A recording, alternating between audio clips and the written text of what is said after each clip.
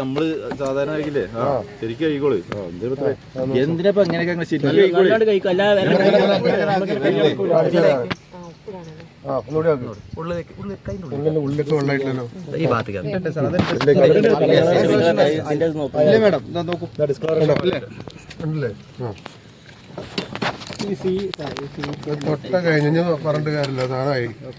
കാവനൂർ സ്വദേശിയുടെ വീടിന്റെ building permit അനുവദിക്കുന്നതിന് കൈക്കൂലി ആവശ്യപ്പെട്ട കാവനൂർ പഞ്ചായത്ത് സെക്രട്ടറിയെ വിജിലൻസ് തൊണ്ടി സഹിതം കൈയോടെ പിടികൂടി.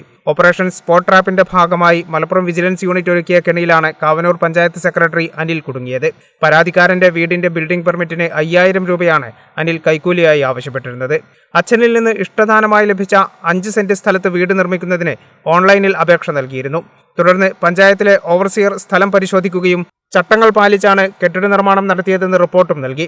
എന്നാൽ ബിൽഡിംഗിന് 3 മീറ്റർ ഫ്രണ്ട് യാർഡില്ലെന്ന് പറഞ്ഞ് പഞ്ചായത്ത് സെക്രട്ടറി അനിൽ അപേക്ഷ നിരസിച്ചു. പിന്നീട് പ്ലാൻ പുതുക്കി നൽകാനും ആവശ്യപ്പെട്ടു. തുടർന്നാണ് 5000 രൂപ കൈക്കൂലി നൽകിയാൽ കാര്യം നടത്താമെന്ന് അനിൽ അറിയിച്ചത്. ഇതേ തുടർന്ന് പരാതിക്കാരൻ വിവരം മലപ്പുറം വിജിലൻസ് യൂണിറ്റ് ഡെപ്യൂട്ടി സൂപ്രണ്ടിനെ അറിയിച്ചു.